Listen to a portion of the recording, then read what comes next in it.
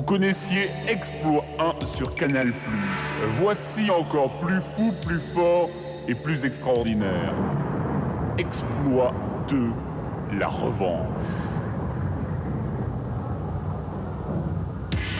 Avec le pétillant Marc Toesca, la bombissime et indomptable Madame Oura, l'indestructible Monsieur Ramboff. Chers amis téléspectateurs, bonsoir Et bienvenue. Voici un jeu qui va nous paraître complètement idiot pour nous Européens. Une équipe de rugby va monter sur un terrain et tenter de destroyer le plus rapidement possible un piano. Il existe un record du monde. Et oui, ce record du monde a été établi il y a quelques années par une équipe néo-zélandaise et ce record est de 1 minute 37.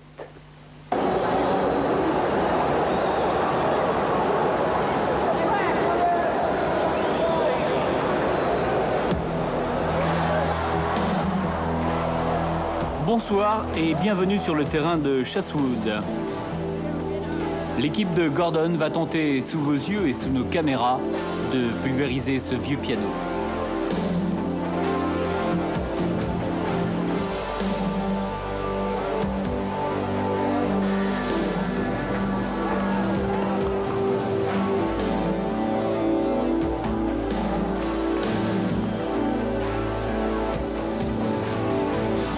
Chris Marshall sera le juge-arbitre de la rencontre. Attention, c'est parti!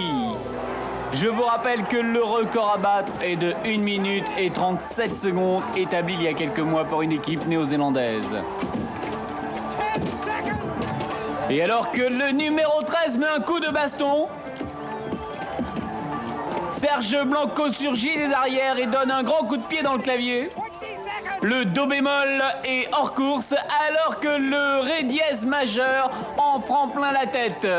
Touche, nous sommes aux 22 mètres. Le ballon, oh, la touche est à refaire en effet. Le numéro 25 a mis... Qu'est-ce que je raconte là? Donc ils ont 1 minute 37 pour détruire complètement ce piano et pour battre le record établi il y a quelques mois, comme je disais il y a quelques secondes, par une équipe néo-zélandaise. Et Mozart, il a commencé comme ça lui aussi. Hein. Ah ouais, non, incroyable. Et qui a dit que les sportifs n'aimaient pas la musique? Attention, Chris Marshall, le juge-arbitre, devrait nous donner le temps de l'équipe des Gordon. Nous en sommes à combien, s'il vous plaît, monsieur Chris Marshall? Plus que 15 secondes. Attention! Le piano est pratiquement complètement rétamé. 10 secondes. 6, 5, 4, 3, 2, 1, 0! Incroyable! 1 minute 35 secondes, record du monde battu par l'équipe des Gordon. Chris Marshall va maintenant vérifier les débris pour voir si le piano est bien détruit. Alors il faut regarder, oui, encore un petit morceau de piano. Voilà, il faut que tous les éléments du piano passent dans ce cercle. Et c'est un nouveau record du monde! Eh les potes, je vous invite, je connais un excellent piano bar là au coin de la rue.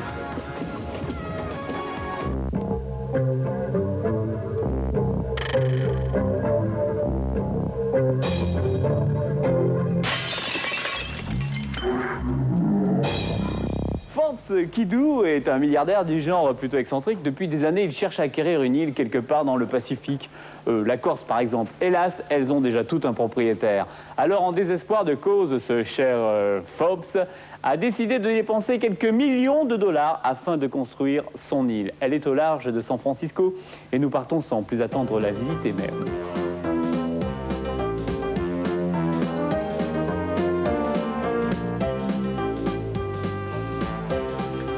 Le milliardaire Forbes Kidou a amarré son île au centre de la baie de San Francisco.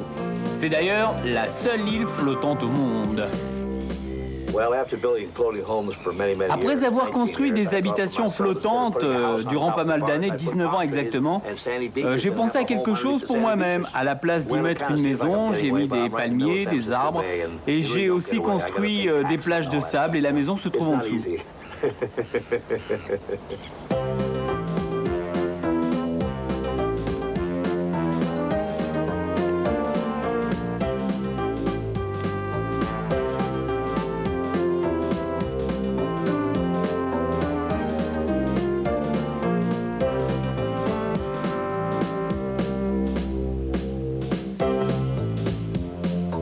Mais il y a beaucoup plus sur cette île. Sous ce paradis de sable et de palmiers, Forbes a aménagé 14 pièces.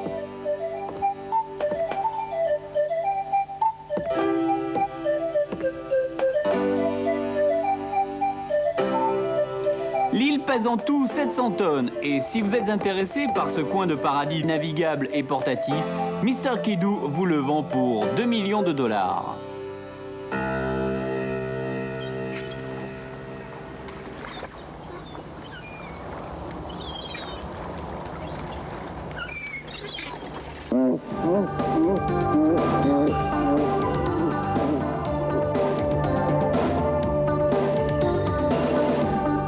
À Blue, une ville tout au sud de l'Islande, on cultive les plus belles huîtres de la planète. Normal donc de retrouver chaque année là-bas le championnat du monde des mangeurs d'huîtres. À titre indicatif, Tommy Green, le recordman absolu, a ingurgité en 1 minute et 33 secondes 290 huîtres.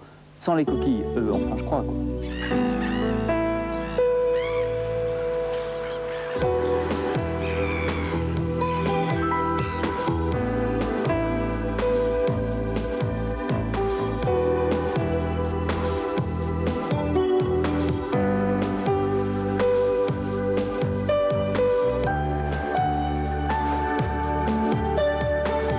Après la carte postale qui vante les charmes de Bluff, nous allons faire connaissance avec Mike Racey, qui détient toujours le record du monde d'ouvreur d'huîtres. En 2 minutes, il a ouvert 100 huîtres et aujourd'hui, il va tenter de faire mieux. 3 arbitres sont présents, 2 pour le chronométrage et le 3e pour compter les coquilles. Les huîtres ont été placées de façon à ce qu'ils ne perdent pas de temps. Attention, ce petit jeu est très dangereux. Moi-même, j'ai un pote qui a ouvert des huîtres pendant 12 ans et maintenant il se cure le nez avec le coude.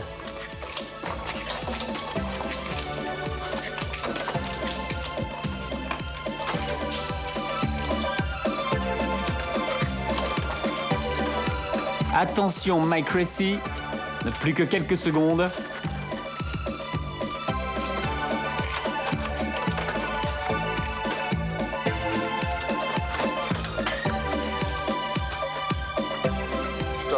Top chrono, 2 minutes 23, Mike a approché son record mais ne l'a pas battu. Vous savez, tout dépend des huîtres. Les coquilles sont différentes les unes des autres et celle-ci était particulièrement difficile à ouvrir. Lors du tri, je me suis rendu compte que je n'étais pas tombé sur une série très facile. Le problème est d'avoir les bonnes huîtres au bon moment de manière à ne pas perdre de temps.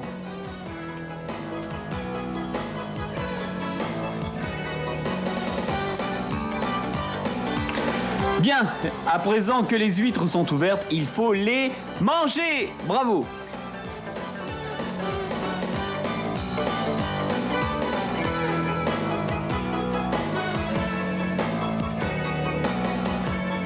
John Young est le recordman absolu du monde de la spécialité. Il a déjà ingurgité 400 huîtres en 3 minutes et 33 secondes.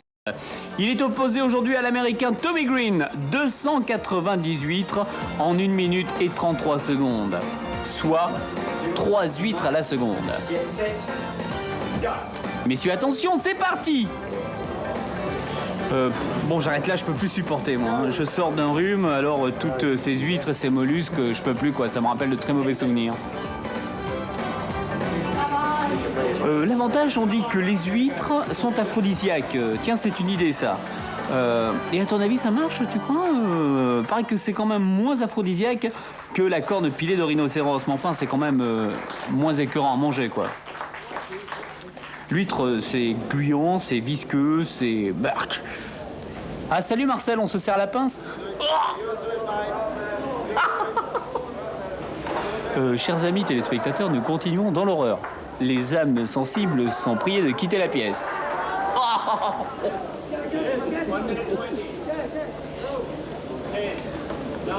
Ce garçon s'appelle Josefa Natoglobdieu.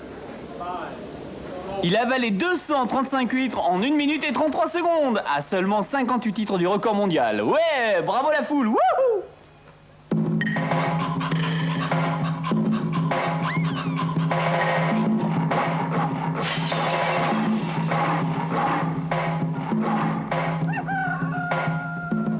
John Lee Gibli habite Houston et John Lee Gibli, depuis 30 ans, collectionne les canettes de bière vides. Il a en tout 50 000 canettes de bière, ce qui représente environ 1666 canettes par an, donc 141 par mois et 4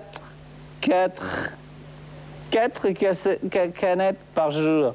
Et son docteur lui a dit que normalement il doit faire pipi. Ça s'est arrêté jusqu'à la fin de ses jours. En 33 ans, John Milgibby a recouvert entièrement sa maison en plein milieu de Houston de 50 000 canettes de bière. Je comprends pas là, je me sens tout ballonné.